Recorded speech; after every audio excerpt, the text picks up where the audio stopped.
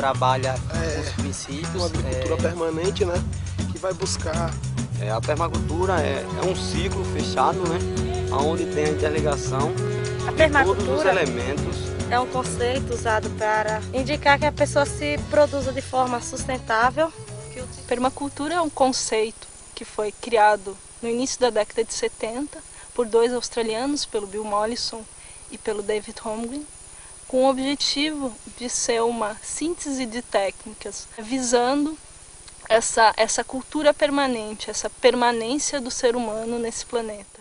Permacultura são técnicas, né, onde você trabalha com os princípios, onde você respeita a natureza. Permacultura, no meu ver, é uma agricultura permanente, né, que vai buscar nas suas origens o que já existia e inovando com novas tecnologias sustentáveis. E não é só você produzir, é você respeitar seu próximo, é você partilhar, fazer uma partilha justa, é você estar respeitando as pessoas. Então, eu tiro dali da minha propriedade a minha alimentação, depois volta para o banheiro seco, que se decompõe, vai para o minhocário, volta para as hortas, então ele fica fazendo um círculo. Então, eu pego dali e volto dali, fica sempre circulando, nunca se acaba.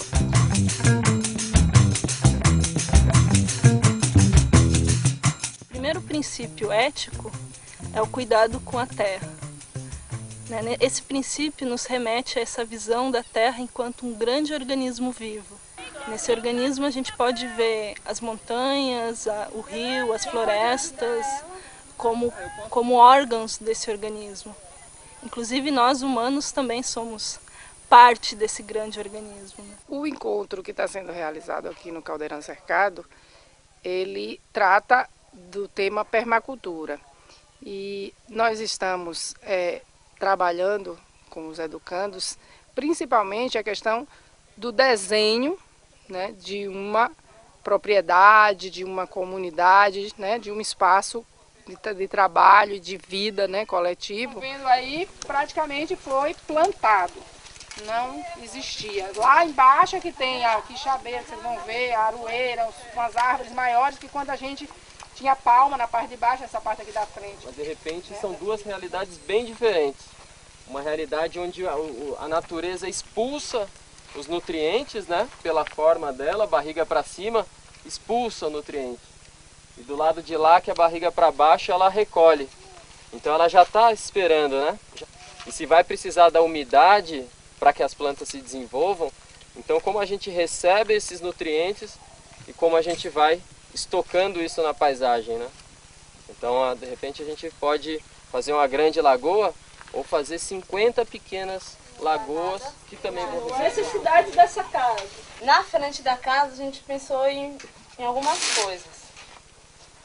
Primeiro, a gente faria um novo alojamento, que é mais ou menos... Bom, a gente inserimos aqui, na questão do curral, uma cocheira para dar ração para os animais, tem para colocar sal. Aí já vem para 2, a zona 2. Cada número desse corresponde a mais outro elemento. O galinheiro está na zona 1, só como as galinhas ficam soltas na zona 4.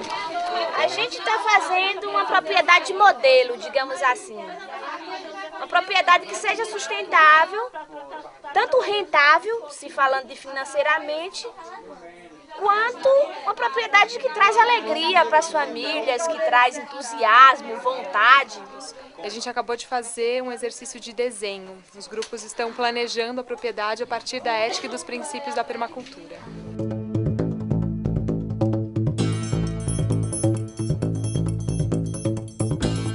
Vou falar da ética, do cuidado com as pessoas.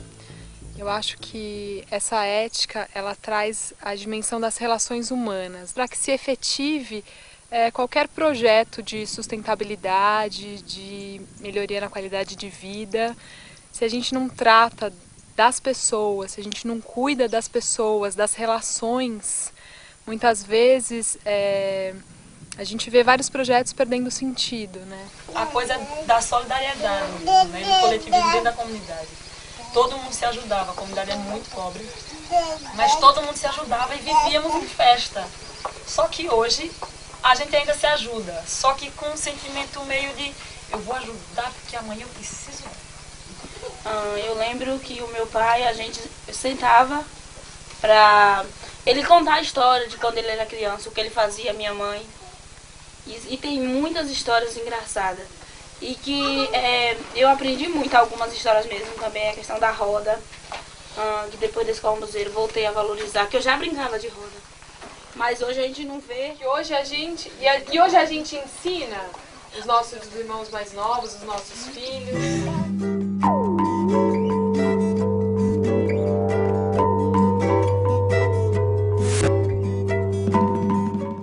O princípio de partilha justa dos excedentes, dos conhecimentos, não deixa de ser um resgate de uma tradição dos povos mais antigos, dos nossos ancestrais. Então, esse princípio nos leva a refletir sobre o consumo atual, o consumo da nossa casa, o consumo da nossa família e o que a gente pode fazer para estabelecer uma harmonia entre esse consumo e a capacidade do planeta estar se regenerando. Então a ideia é que agora à tarde a gente trate um pouco mais focado nesse tema da água, né?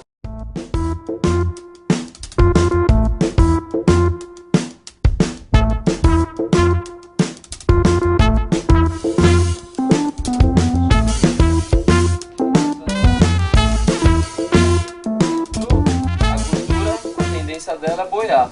Todo mundo tem isso bem claro, né? Que a gordura, ela quer ficar por cima da água, né? Para ser um sistema super fácil de qualquer pessoa fazer em casa. Não tem mais essa da gente ou comprar a caixa de gordura ou ter que fazer de cimento. A gente vai fazer uma caixinha de gordura com balde. Ou aqui vai ser tipo um receptor da água da cozinha, que ela vai ser a distribuidora para os outros canais. Para esse canal aqui e para outras coroas que vão estar distribuídas no meio do terreno. Por que a gente não usa o exemplo da natureza como uma forma de distribuir, né?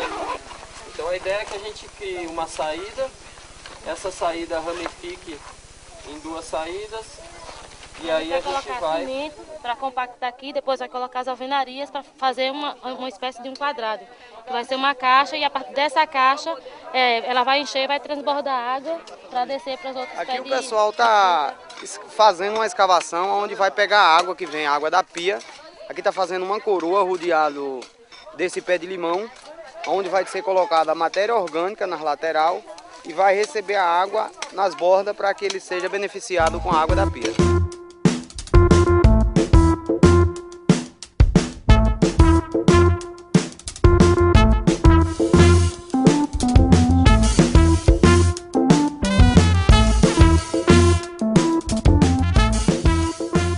Aqui a gente está fazendo uma camada de brita com um tubo dreno no meio para essa água ter facilidade de entrar e sair pela torneira. E por cima a gente vai fazer uma camada de areia, todo esse material submerso para funcionar como um filtro lento de areia. Então a água vai entrar, vai passar por essa areia, vai chegar na brita, vai entrar nesse tubo e aí ele vai subir pela lateral, vai percorrer toda essa lateral até a torneira. Então a água vai ficar até o nível da torneira. Todo o material submerso, onde a gente vai ter uma película de bactérias e todo um processo de filtragem até subir e sair na torneira.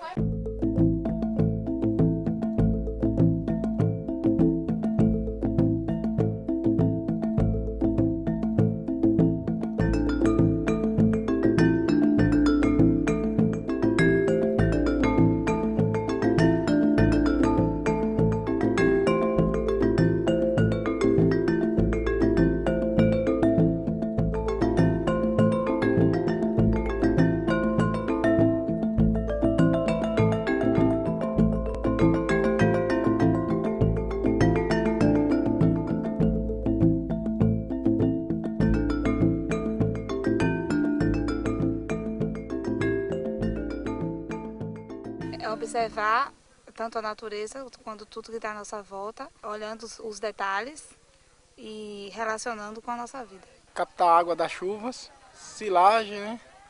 E estoque assim de alimentação humana mesmo. Para a gente trabalhar, a gente pode estar também produzindo o nosso próprio sustento, o nosso alimento. A questão das hortas, no quintal da casa, a gente pode estar também plantando hortas, ou quem não tem um quintal grande pode estar utilizando ou reutilizando, melhor dizendo, uma bacia de plástico que não utiliza mais para segurar a água, pode colocar a terra, fazer o plantio de hortas.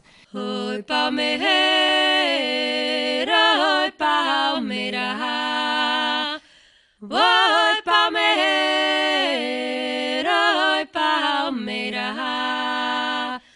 Da vaca eu quero leite, do leite eu quero a papa, do coqueiro eu quero o coco, da palmeira eu quero a palma. Oi, palmeira, oi, palmeira. Oi, palmeira. Às vezes, se a gente usar agrotóxico hoje em dia na terra, possa que mais pra frente meu filho não possa utilizar aquela terra. O banheiro seco, que foi usado também no minhocário, depois do minhocário para a horta, e a horta a gente comeu. A gente estava usando um recurso renovável. A utilização do que a gente tem, às vezes a gente acha que temos um lixo e que na verdade não é um lixo, como pode-se reutilizar, fazendo outras coisas para o uso necessário e está valorizando, que é um dos princípios da permacultura.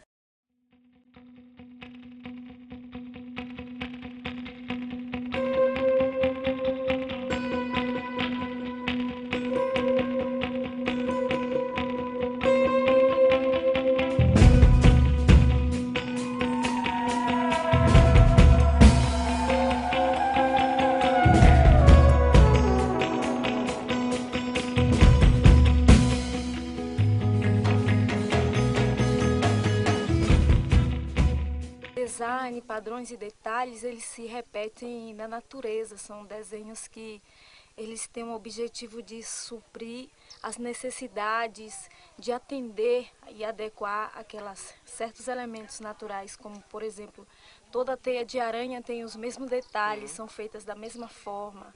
As árvores, por mais diferentes que sejam, elas vão ter galhos, vão ter folhas. Quando você quebra um pau sozinho, fica mais fácil você quebrar do que quebrar o feixe todo de uma vez. Então, nós somos o fecho de lenha nessa questão. Nós unidos jamais somos quebrados. Pequeno e grande exemplo lá na nossa comunidade, que a gente está fazendo um banheiro seco.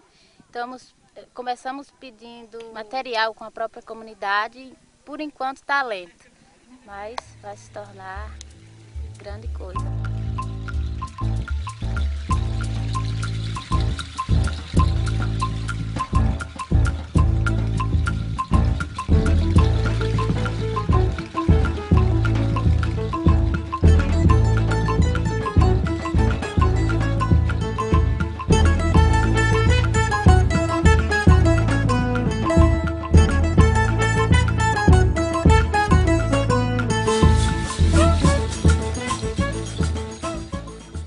Acho que a gente pode aplicar na nossa propriedade, não fazendo como os nossos pais faziam antigamente, né? Plantar uma cultura só, tipo como a mandioca, por exemplo. Não, mas também entre outras coisas. Por exemplo, energia. Você tem que ter outra para garantir. Se por acaso uma hora faltar energia elétrica, você tem a solar. Você não vai ficar dependendo. A gente deve estar observando ao nosso redor, sempre as beiradas dos locais, canteiros, que são neles que estão reservados a maior quantidade de energia.